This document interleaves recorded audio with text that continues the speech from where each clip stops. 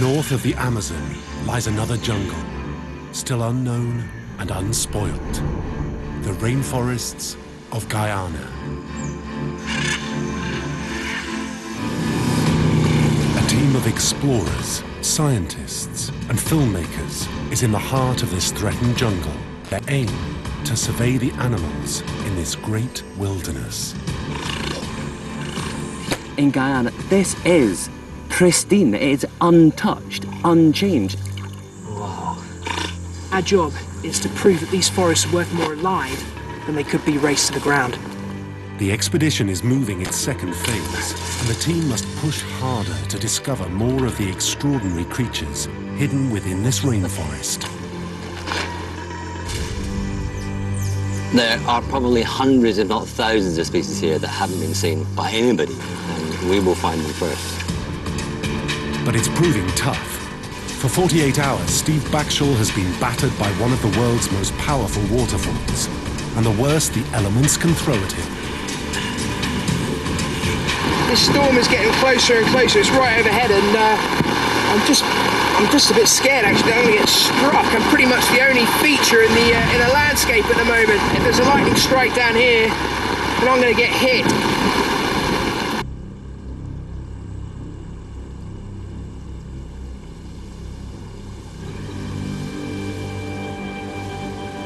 In the heart of the forest lies Kaitia Falls.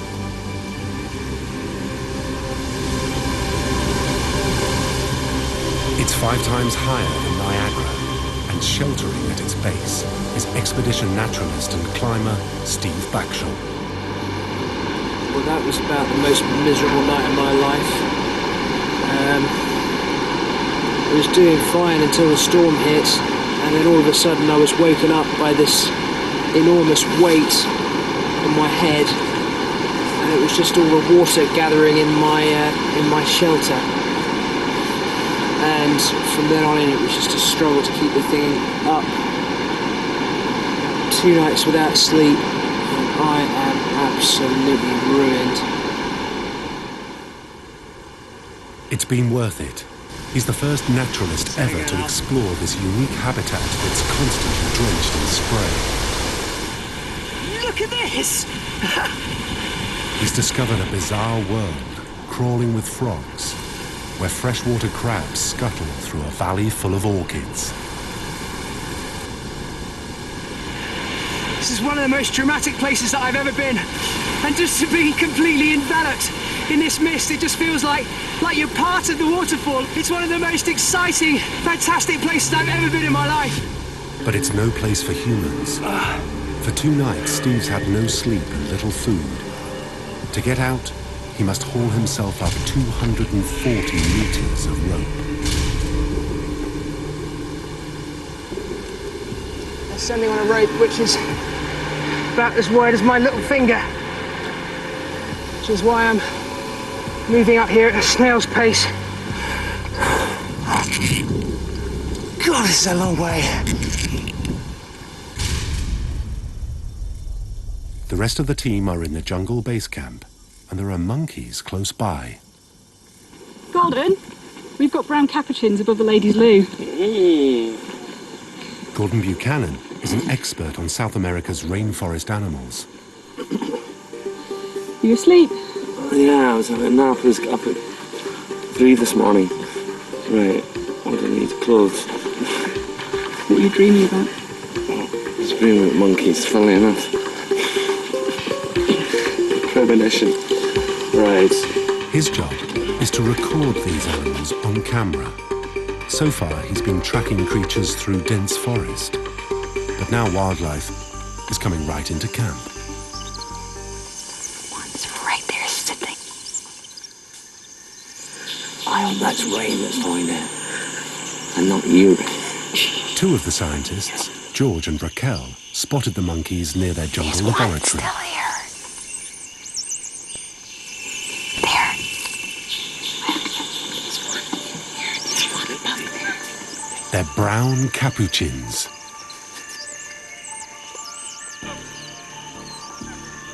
They're foraging side by side with squirrel monkeys. There are 8 species of monkey in this part of South America. The team aims to find out how many live in this forest. Oh, there's one right up here. That's one right up. Oh my God. That's right over here. There's one right here. And up in front of it. Yeah, he's just over here. Bite to eat.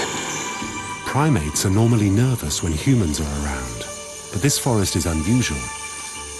It's not been hunted, and the monkeys show little fear of people. They're after this tree. It has some fruits in it. I'm seeing him throwing out the seeds. Monkeys are important seed dispersal agents in the forest. Just being so close to camp, I'm astounded that there's any activity here from any animal, let alone a primate. On the other side of camp, another monkey has just been spotted by wildlife camerawoman Justine Evans.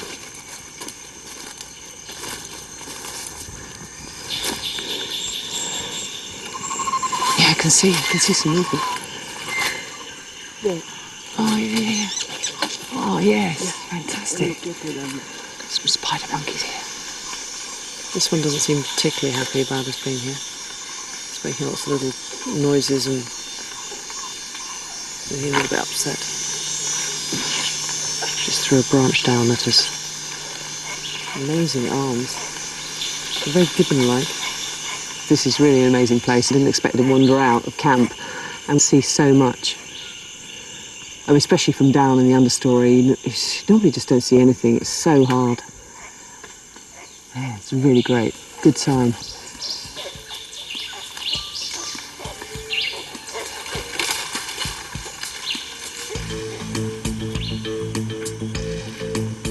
To catalogue the species that live in this remote jungle, there's an international team of scientists on the expedition. A tree viper.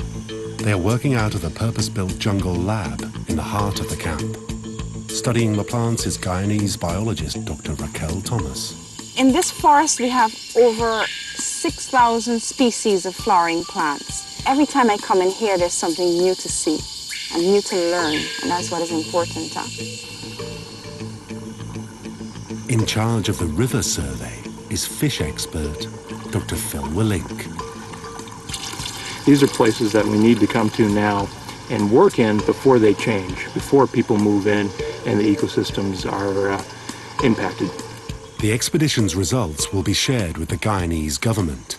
It's a very poor country, trying to decide whether it can keep its forests intact or if they have to be logged for much-needed cash.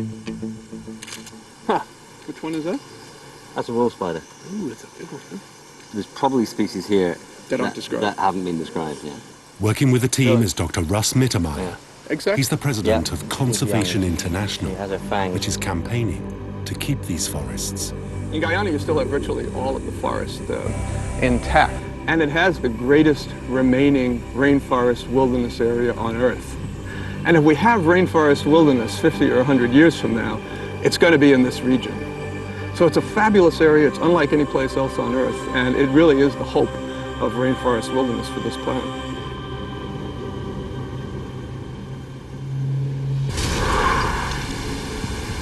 For an hour, Steve has been dragging himself up the rope inch by painful inch. Oh, shoot.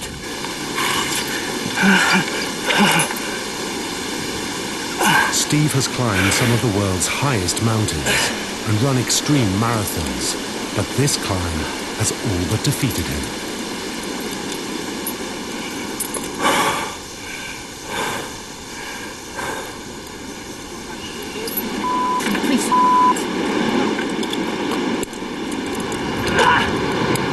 Absolutely hell on earth down there. It's so cold and wet. As the rest of the climbing crew make it safely to the top, Steve collapses from the exertion. What happened then, mate? The expedition medic is on hand. Yeah, we'll have some water over here. Just sit on this bag over here, mate, and just gather yourself. How you feeling now? Fine. Yeah, you just got to rest, mate. You've just done a big exertion after the couple of days down there as well. So you really have got to chill. Yeah, thanks, Don't be mate. walking around and don't be grabbing no ropes up here. Okay, Just alright, let them cool. do the weight. Steve can now return to what should be the safety of base camp. But some creatures are getting too close for comfort. This little thing could kill you? Yes. Oh, they bite, man, those ants. They may be little, but they bite hard, you know. We've invaded their space, not the other way around. So they're just reclaiming it now. Ow! Insect expert Dr. George McGavin has been stung by a scorpion. Cardinal rule. Do not stick your hand in a bucket that you haven't checked. So, right on the finger. Imagine you've heated up a pin to about 120 degrees C and you just stab it right through your finger, right? I imagine what that would feel like is what this is. George's sting is painful, but not life-threatening. Really funny feeling. Steve is back in camp, and the whole team gathers for the usual: piranhas and rice. He's famished. The day's work is not done. After dinner, George has an unpalatable task for everyone. He's organised a scorpion clear-out. They split up and scour the camp. George told me that he'd seen one in the bathroom. It's a little bathroom. No, it's just a huge hole. I think I've got a bit of a bomb deal here. Each team is armed with an ultraviolet torch. Oh, found 2 tiny scorpions. Don't believe it. Under ultraviolet light, scorpions are easily spotted. God, it's amazing how they glow, isn't it? Just a little itty-bitty one. Good start. Look at that. Woohoo! Oh, there it is. There Got it it. George and Raquel have the biggest catch of the evening. So there it is. There's the little beauty. And actually that would have handed you quite a painful sting. If I was to ease off the pressure on these forceps, it would leap forward, grab my finger, sting me in the thumb, and that would be very unpleasant. The fatter the tail, the worse the sting. Yeah, I remember that. Yeah. I haven't seen any really big ones yet. This is not big? That's not big, no. Looks much big bigger to than me. that. Scorpions love to crawl into small dark places, so it's a good idea every night to just turn your sleeping bag inside out.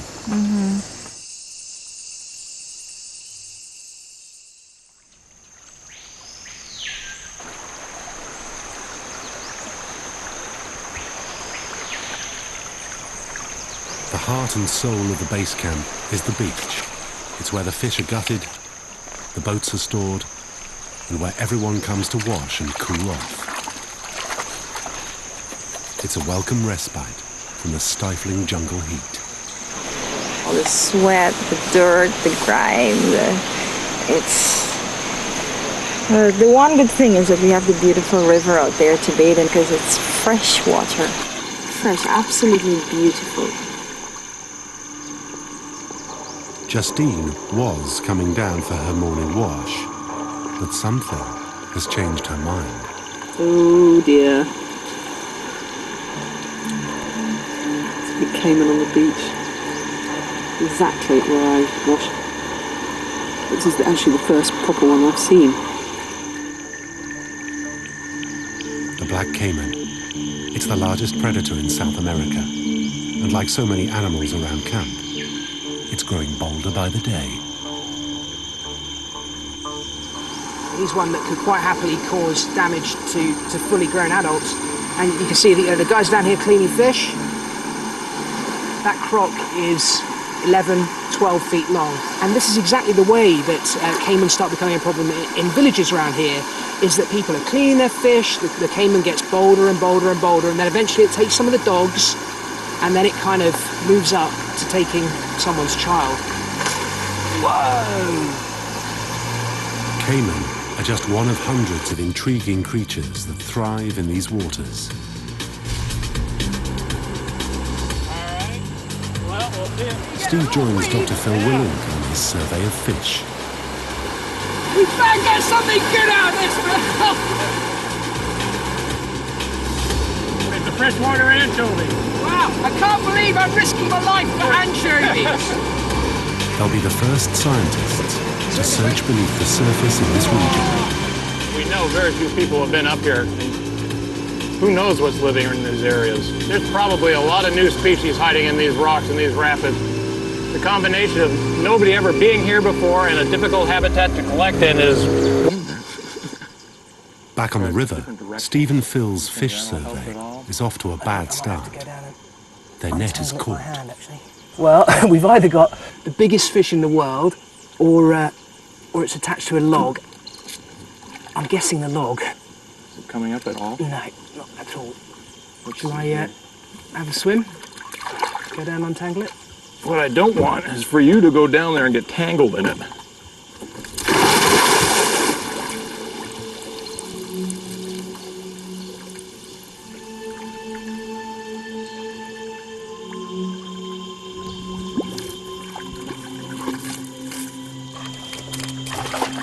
He's freed the net, but it's full of piranhas. Whoa! Black piranhas are notoriously aggressive. Great, they're both chewing holes in my other net now.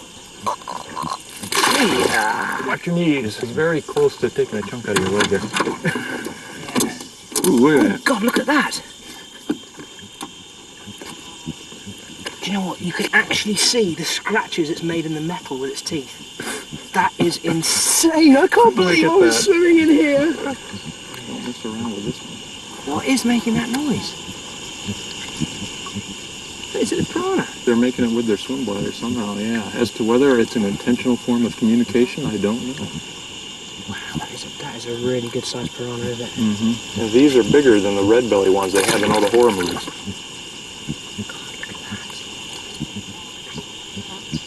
That is a set of teeth to be reckoned with. And if they break or get dull, they replace them. Really? Yeah. What good's a piranha with dull teeth?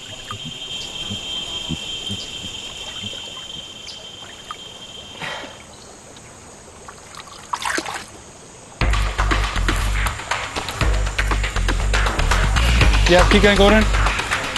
With so many animals coming in close to camp, Gordon is setting up a remotely controlled CCTV camera system to keep tabs on them.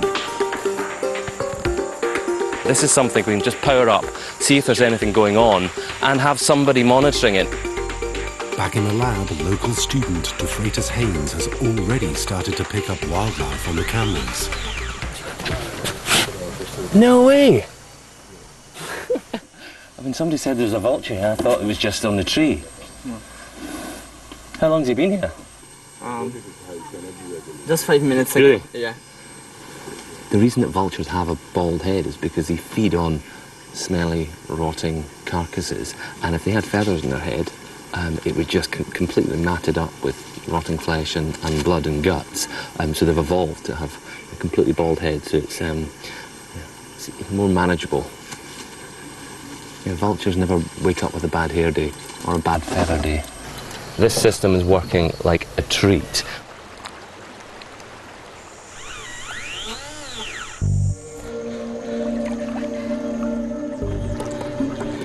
Steve and Phil's fish survey continues.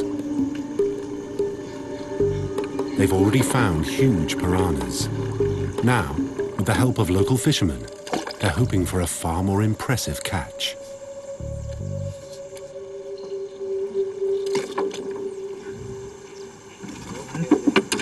Okay. No. Whoa, this is big fish. Big? Big. Whoa, look at the size of that! Oh, it's a big one. Put him in the boat. Yeah, sure. Yeah.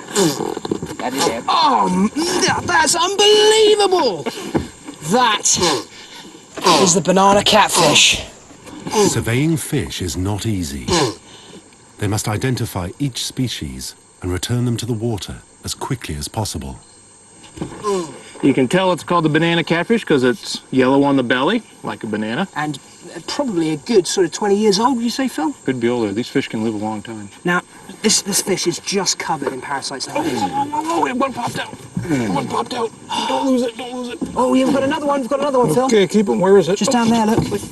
Another one there, look. Another one there, look. Whoa. It's actually scattering blood everywhere. It's like a full leech. Look at that. Okay. Let's put our friend here back in, because he's absolutely wonderful and we wouldn't want to harm him. So, old fella, off you go. Absolutely fantastic. Excellent. And actually, nothing like as exciting as what we've got in here. The parasitic fish Steve's collected are known as vampire catfish or kangaroo. Apparently, if you stand in the water in these areas and you go to the toilet, will swim up the stream of urine and right inside you and lodge inside you using two backward-facing spines. These kangaroo actually swim in, latch into the gills of a large fish and drink the blood. You can see this one here, which dropped out of the gills, is absolutely thick, full of blood. The big lesson, I guess, is if you're in the river, don't go for a wee.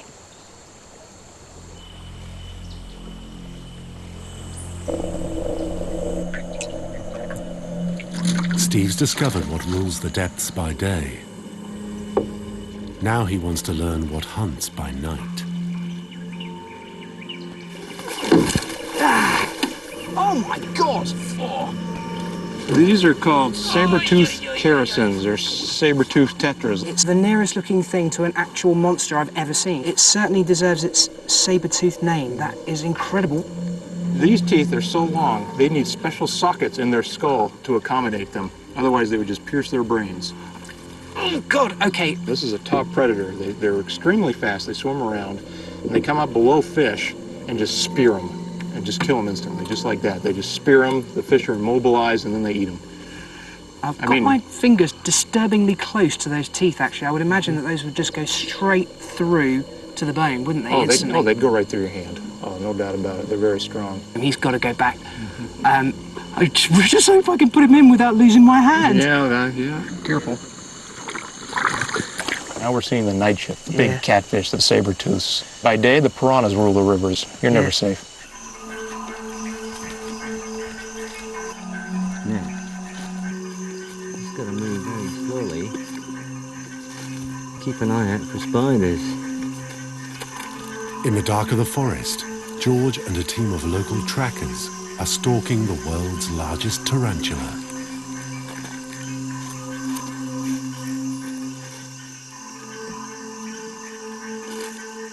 You coming this way? Yeah, Bruds, I can see your light. Have you found a new hole? Over. You can see it at the hole. It's there. Okay, I'm on my way. Wait there.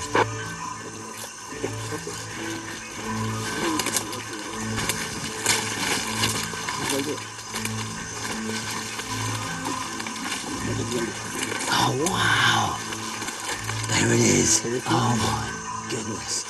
Pterophosa blondie, the Goliath bird-eating spider. Oh, wow. Great. Trouble with this is, the first fright that she gets, and she'll dive into that hole again, and we won't ever be able to get her out. That's okay. No, it's fine. I'm going to try a little stick to sort of tease her forward. Now, is there any way you could go around the back and block the hole? Okay. Poor-sighted, tarantulas hunt by sensing vibrations in the ground. They wait to pounce on passing prey. She is a beauty. Got her. That's it. Now, these guys don't normally bite as a first defense. They normally flick hairs, and she was flicking hairs. Let's just block that hole up. The barbed hairs are designed to irritate a predator's skin, eyes, and lungs. Those hairs are extremely irritating. I'm going to cough. Don't let me cough, because if I cough, she'll get a fright. I'm desperately trying not to cough at the moment. Okay, it's gone. Thank God for that. These guys have inch-long fangs, and you really don't want that in your finger. Oh dear. Do not cough. But you see how incredibly beautiful she is. She moves serenely. Well, oh, she jumped. There we are. I'm going to try and get her back in the box, only because I want to see how heavy she is. After which, we will bring her back to her hole here.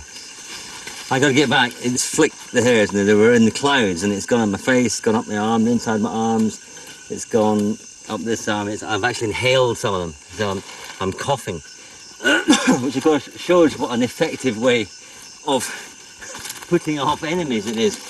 You know, you don't need inch-long fangs if you can make somebody twitch and itch all over. Ah!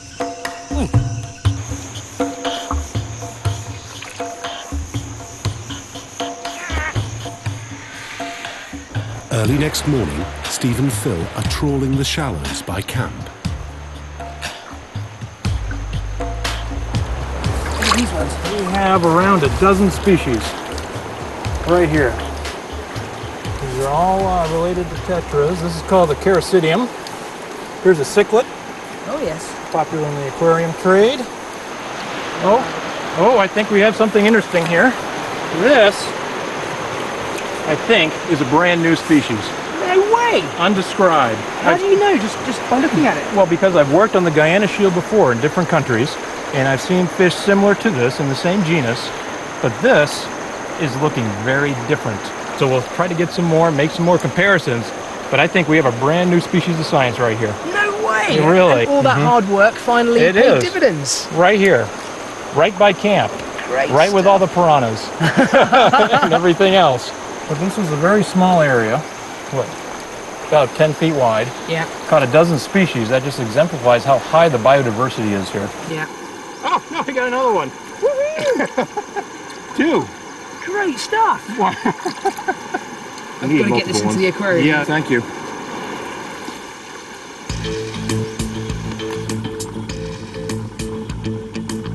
All the indications are that this area is completely undisturbed, never fished, never hunted, and its ancient trees intact. In the 21st century, that makes it a rare rainforest indeed. Oh, come on, baby. I want to weigh you, that's all. Now, come on, be nice. Just go in this bag. There you go. Oh. George's giant tarantula has spent the night in the lab, and he's taking its vital statistics before releasing it. Just feeling her in my hand, she feels about the weight of a small spiny rat. Now, that's 85 grams. That's a good size. This is an amazing place. All the animals here are just huge. I mean, it is a land of giants. You've got giant plants, giant otters, giant spiders, giant this, giant that. You know, and this being the world's biggest spider species, for me, is an enormous thrill, an absolutely enormous thrill.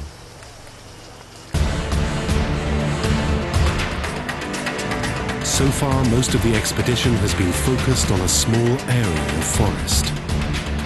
But across the border in neighboring Venezuela, Steve has another challenge. Where Guyana meets Venezuela and Brazil, there's a remarkable range of mountains called the Guyana Shield. Some are totally unexplored. The tops of the mountains are isolated from the forest below, so anything that lives up there, plants or animals, is exactly like it's on an island. It's growing completely isolated from everything below. And that's our mountain. Look at that! Steve's aim as a climber is to be the first to scale Mount Nebrigma. His aim as a naturalist is to discover what lives at the top. Nobody has climbed this mountain before. It's absolutely certain we would be the first people to place our hands on that rock. To reach the top, Steve will have to push himself if he is to succeed. Joining him are two of the best rock climbers in the world, John Aaron and Ivan Calderon. Tim Fogg is the rope safety expert. few biologists that have got on top of these, they're called tapuis, these mountains, have found new species of plants and animals. And that's what we're hoping to find. That was a hairy landing. A football field in a tiny Venezuelan village is the only place to land. Hola. Buenos días. Hola. This is one of the most beautiful villages I've ever seen. This mountain up here is Acapan. It looks just like a fortress, like a child would draw a fortress. And then looming over from the other side is our mountain, Puigma. Look at that. What a place to live.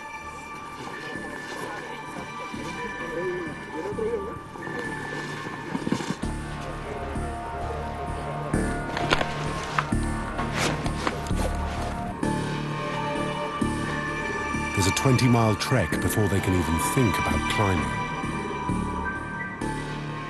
Their destination, Mount Puigma. Villagers call it the castle. What is it, man? In camp, there's a commotion.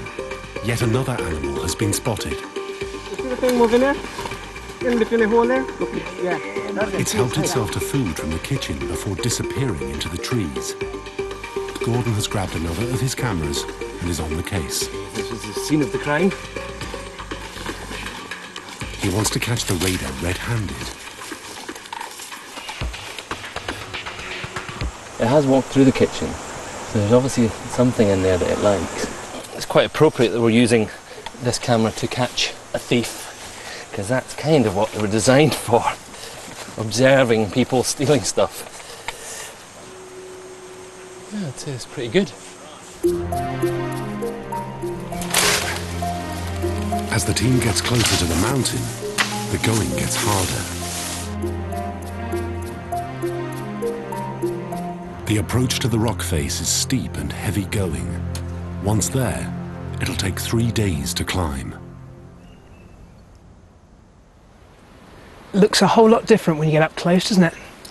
Even from a distance you could tell it was going to be big, but not that big. You can see some of those places up there which are really dark, deep orange. I think they could be really dangerous up there. It's unreliable rock to climb. Huge chunks can be pulled away without warning. They'll start the ascent at first light. For now, they need food and rest.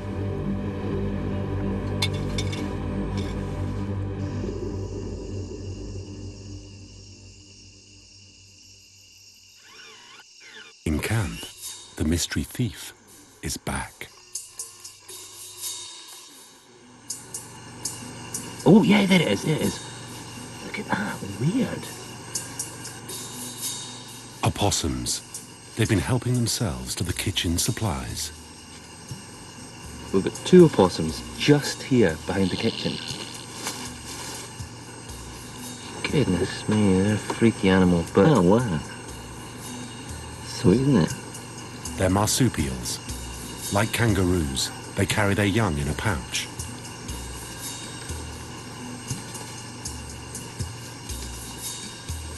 They eat anything. They're omnivores. They eat rodents, they'll eat birds' eggs, they'll eat fruits, whatever they can get their hands on.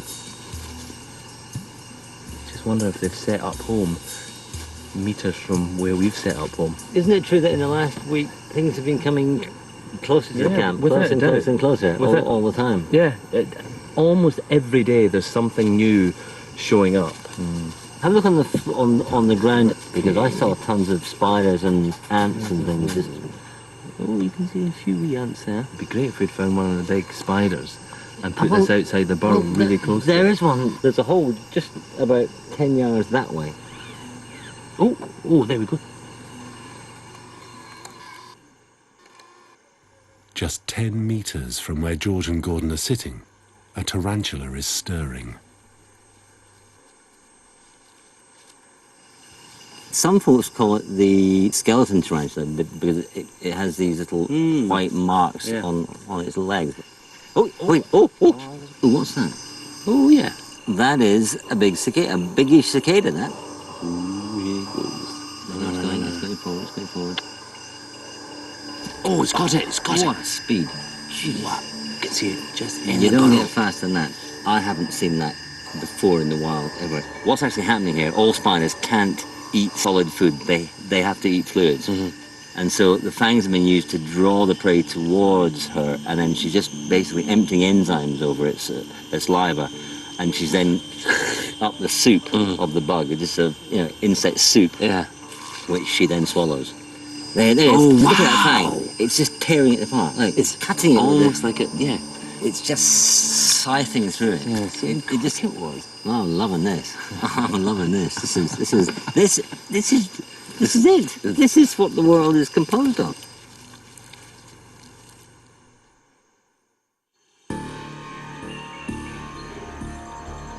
Mount Apwigma. First light. A last meal on solid earth before the trial ahead.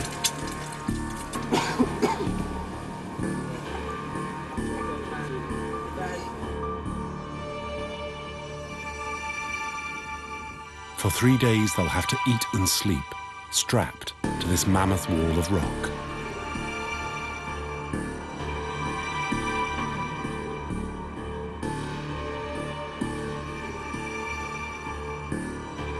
Isolated from the world far below, they've no idea what wildlife they'll find at the top. We really don't know where we're going. Up, I think, is the watchword.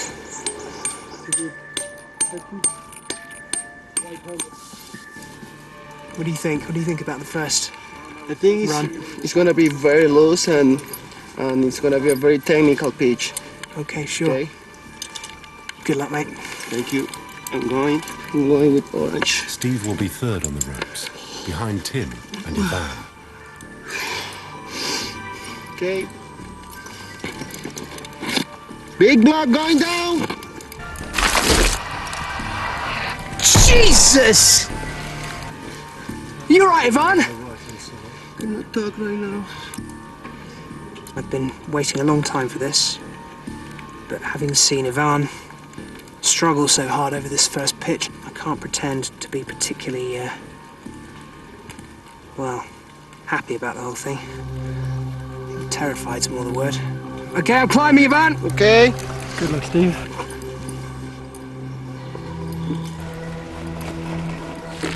Heads. Every single thing that you hold on to could ping away at any second. And the consequences of that would just be, well, they'd be death. There's no two ways about it. I don't want to sound over dramatic, but... Did you come this way? Yeah. God dear me.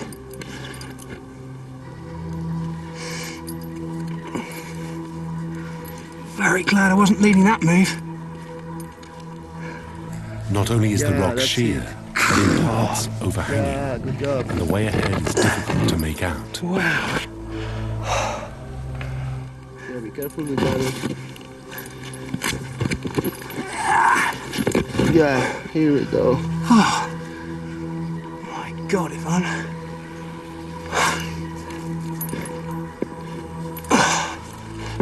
Kind of hard for the feet in that. Yeah, that's it. Yeah. Little bit left. Yeah, right on. Right on.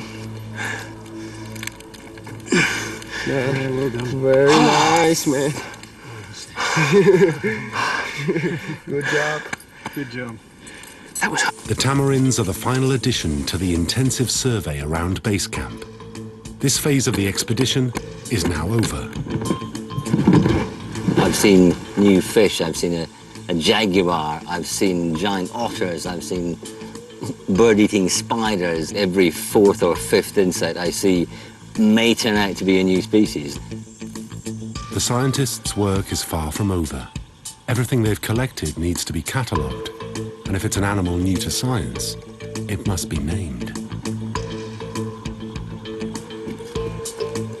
Gordon and George are now setting off on a major new mission, a grueling 2-week river journey into an isolated part of the jungle. Hey, Gordon. Are you sure we have enough stuff? the Rewa that we're going to, it is truly the middle of nowhere. It's probably as remote as you can get anywhere on the planet, really. Bye, Justin. Good luck, mate. Have a good one. Yeah, we'll Really get it. time. Yeah. Good luck.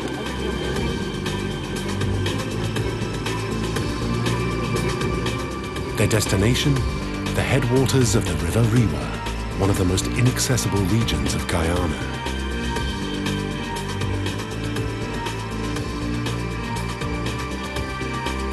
The few fishermen that have visited reported wild animals showing little fear of man. If anywhere in South America could be described as completely untouched, this is it. The upper Rewa is sealed off from the outside world by a formidable set of rapids and waterfalls.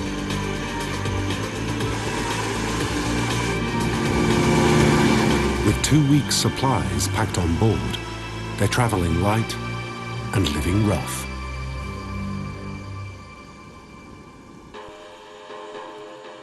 On the face of the mountain, the climbers have come up against an intimidating wall of rock. This next session is impossibly hard. Well, it looks it to me anyway. John's one of the best climbers in the world, and so he's already heading up it. Lovely. This is fantastic climbing. It's really quite amazing that it's possible to climb up here. There's just enough little holds. You can't see any of them until you're within a metre of them. So it's quite intimidating to launch up it. Just seeing a blank wall ahead.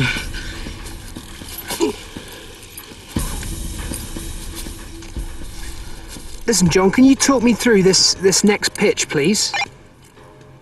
There's about 15 or 20 metres of vertical wall climbing. First half of it is really quite hard. Okay, John Wood, to me that sounds like it's outside my ability and possibly dangerous for me to be trying. Probably wise, because the chances of pulling off some loose blocks onto the others are really quite high. Steve's a skilled climber, but this rock face is beyond even his limit. He must heave himself up the ropes, free hanging in space. He's 6 hours into the climb, and not even a quarter of the way up.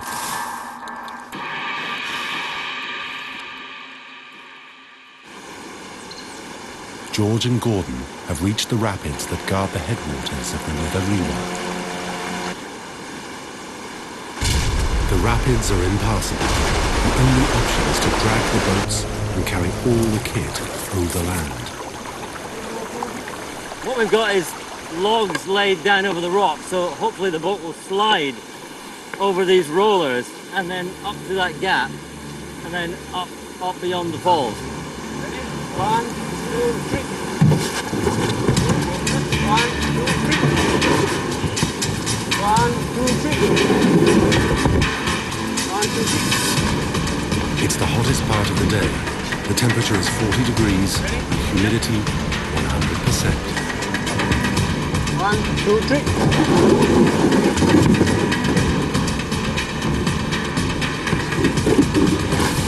Right, 1 down, 2 to go. What? 2 more to go. I don't think I've ever been so tired in my life. There are still miles of rapids ahead. It's this barrier which makes the Rewa so special, protecting the forest and its animals from man.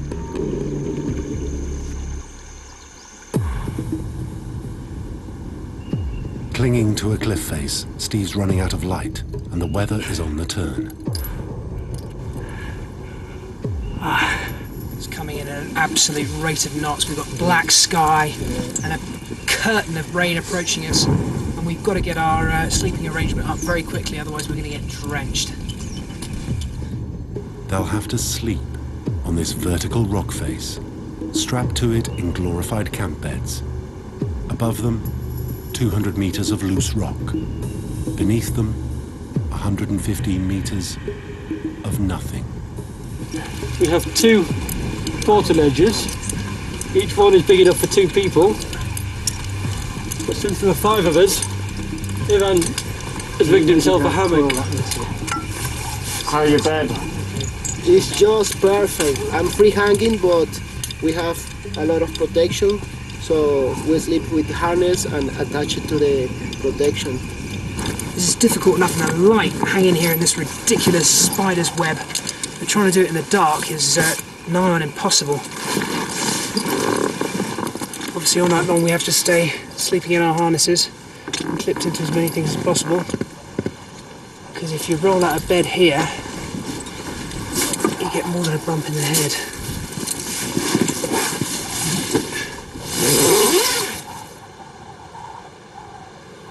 For the first time, I guess I'm starting to think whether I really am capable of this, whether it really is something I should be trying to do.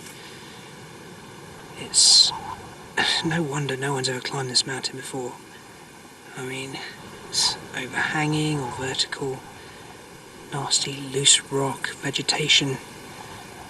I mean, this is very, very far from a nice day's climbing in the Lake District. Something very serious could happen up there. I'm not so sure I'm going to sleep so well tonight. In the third and final phase of this expedition, Justine is on the search for giant anteaters. He's coming straight towards me. Gordon and George struggle on up the river and are rewarded with a wealth of rare sights.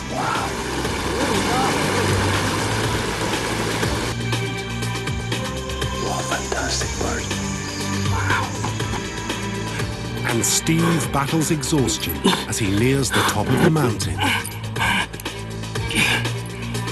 Oh, yeah!